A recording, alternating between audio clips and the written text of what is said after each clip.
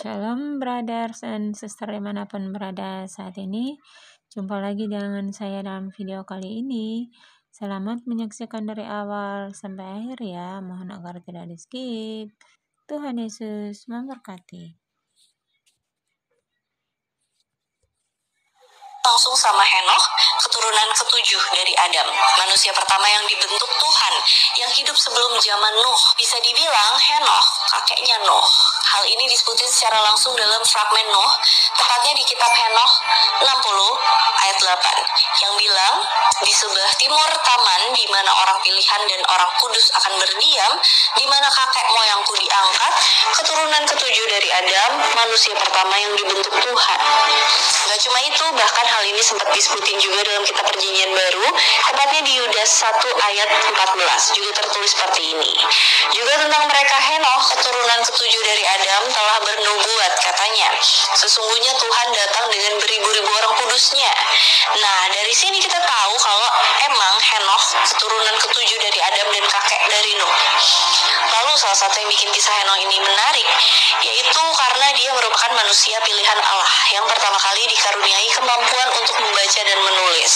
Jadi kalau kalian penasaran sebenarnya siapa sih manusia pertama yang tahu caranya membaca dan menulis? Jawabannya ya Henokh. Selain itu, Henokh juga diberi banyak penglihatan dan nubuat dari Tuhan. Lalu semua nubuat-nubuat itu ditulis dalam kitab Henokh ini. Makanya dia jadi nabi yang dijuluki langsung sama Tuhan sebagai juru tulis kebenaran. Ini tercatat di dalam Henokh 15 ayat 1 yang berbunyi demikian. Nah, ini jadi salah satu alasan kenapa buku ini tuh menarik, karena tulisan pertama umat manusia yang berisi tentang kehendak Tuhan ada di dalam kitab Henokh ini. Beberapa sumber mempercayai kalau kitab itu ditulis sama Henokh sekitar 5.400 tahun lalu, dengan campuran antara bahasa manusia dan bahasa malaikat. Ada kutipan frasa yang paling terkenal di kitab ini, yang ditulis di bagian awal. Dan dari mereka aku mendengar segala sesuatu, dan aku tahu apa yang aku lihat, tapi bukan bagi generasi ini, tapi bagi generasi yang terkemudian yang akan datang.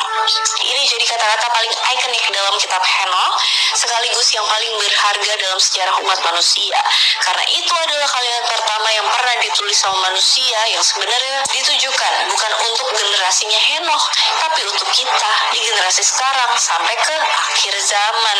Kalau kalian pernah nonton video aku yang bahas tentang Divine Comedy, di situ nyeritain tentang perjalanan Dante dari neraka ke purgatori sampai ke surga dalam bentuk puisi epik. Nah, kisah Henokh ini juga mirip kayak Dante yang diangkat Tuhan untuk menjelajahi alam semesta sampai di dunia akhirat dengan tujuan supaya bisa melihat apa aja rahasia-rahasia yang ada di bumi, luar angkasa, neraka, sampai ke surga. Henokh juga dikasih banyak banget penglihatan dan nubuat tentang apa yang terjadi di masa lalu sampai pada akhir zaman dengan penjelasan yang detail banget, bahkan lebih detail dari kitab Kejadian dan kitab Wahyu. Kalau di Alkitab, kitab Henokh juga berisi banyak banget versi paralel yang bisa ditemuin di dalam Alkitab kanon. Kenapa kok Henokh jadi manusia pilihan yang dikasih semua karunia dan penglihatan dari Tuhan? Dipercaya Henokh adalah manusia yang paling beriman dan dekat dengan Tuhan. Semasa hidupnya, Henokh juga gak pernah berbuat hal-hal jahat, makanya dia jadi manusia yang spesial di mata Tuhan. Hal yang bikin Henokh beda dari manusia lain tuh karena dia gak pernah mengalami yang namanya kematian, tapi diangkat hidup-hidup sama Tuhan ke surga. Menarik kan? Hal ini tertulis di Kejadian 5 ayat 22-24. Dan Henokh hidup bergaul dengan Allah selama 300 tahun lagi setelah ia memperanakan Metusalah, dan ia memperanakan anak-anak lelaki dan perempuan. Jadi Henokh mencapai umur 365 tahun, dan Henokh hidup bergaul dengan Allah. Lalu dia tidak ada lagi sebab ia telah diangkat oleh Allah. Saat itu ternyata di New Testament atau kitab Perjanjian Baru pun tertulis tentang Henokh yang diangkat sama Tuhan, tepatnya di Ibrani 11 ayat 5. Tadi aku juga sempat bilang kalau Henokh adalah keturunan ketujuh dari Adam kan. Ini yang jadi salah satu alasan kenapa dia jadi manusia yang dipilih sama Tuhan, karena menurut numerologi angka 7 itu berarti God's number atau angka Tuhan yang menyimbolkan tentang keutuhan dan kesempurnaan. Coba deh kalau misalnya kalian nonton video aku yang bahas tentang angelology dan demonology, pasti banyak banget nyinggung angka 7. Contohnya 7 deadly sins, 7 prince of hell, 7 holy virtues, 7 archangels, dan masih banyak lagi. Jadi karena alasan itulah Henokh dipilih sama Tuhan, bukan sekedar kebetulan dan asal pilih aja. Meski begitu, sayangnya para ahli Alkitab menganggap kitab Henokh sebagai pseudepigrapha, yang berarti sangat diragukan keasliannya dan gak masuk ke dalam kitab kanonik. Makanya kalau kalian cari kitab Henokh di perjanjian baru maupun perjanjian lama gak bakalan ketemu. Jadi ternyata zaman dulu kitab Henokh itu udah dikenal luas loh waktu perkembangan penyusunan kitab kanon Ibrani.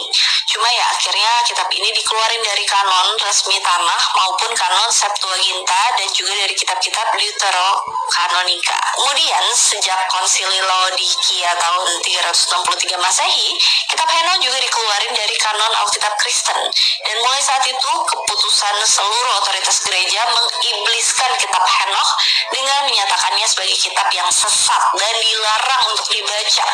Makanya semua salinan kitab Henokh pun dibakar, dikuburkan dan dimusnahin sama pemerintah sehingga secara bertahap musnah dari peredaran. Karena itu para sarjana modern dan ahli Alkitab nyebutin kitab itu sebagai pseudepigrapha yang dianggap sebagai tulisan rekayasa bangsa Yahudi dari abad ketiga sebelum Masehi. Mungkin kalian penasaran ya, sebenarnya isi dari kitab ini tuh apa sih? Kok bisa sampai dihapus dari Alkitab kanon, bahkan sampai dibilang sesat dan dimusnahin dari peredaran?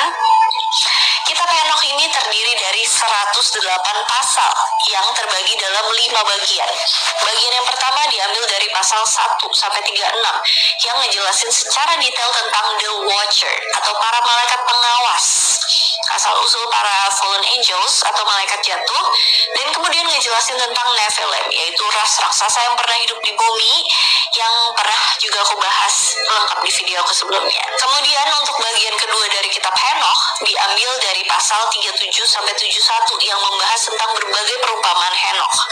Lalu bagian ketiga yang diambil dari pasal 72 sampai 82 menjelaskan tentang rahasia-rahasia astronomi dan benda-benda penerang yang ada di langit. Terus bagian keempat diambil dari pasal 83 sampai 90 berisi tentang penglihatan mimpi dan nubuat-nubuat yang dilihat Henokh. Lalu bagian terakhir diambil dari pasal 91 sampai 108 yang berisi surat Henokh, yaitu berupa pesan-pesan atau peringatan ke semua manusia yang membaca kitab ini. Sebagian besar sarjana Alkitab modern percaya kalau 5 bagian kitab Henokh itu aslinya merupakan tulisan-tulisan yang terpisah dengan tanggal penulisan yang beda-beda, sampai akhirnya kelima bagian ini dijadiin satu. Nah, bagian yang paling kontroversial dalam kitab Henokh ada di bagian pertama yang ngejelasin secara detail tentang para fallen angels atau malaikat jatuh yang berbuat dosa dan menentang perintah Tuhan dengan turun ke bumi dan mengawin secara seksual dengan anak-anak perempuan manusia. Hal yang tertulis dalam Henokh 6 ayat 1 sampai 2. Pastinya ayat ini jadi kontroversi karena nggak cocok dengan penggambaran malaikat sebagai makhluk ilahi yang kudus. Jadi nggak mungkin banget kalau malaikat ngelakuin hal itu. Makanya kitab ini dianggap sesat. Terus alasan kedua kenapa kitab ini dimusnahin yaitu karena Henokh banyak banget nulis kata-kata yang nggak baik tentang para penguasa bumi dan raja-rajanya yang fasik. Salah satu contohnya ada di Henokh 46 ayat 4 sampai 6.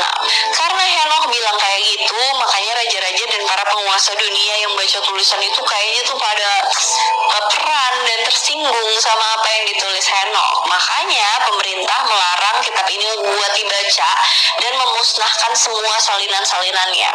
Miris banget sih. Banyak orang yang gak setuju sama kebenaran yang ditulis Henokh. Makanya mereka ngelakuin itu dan nganggep kitab ini sebagai karakter.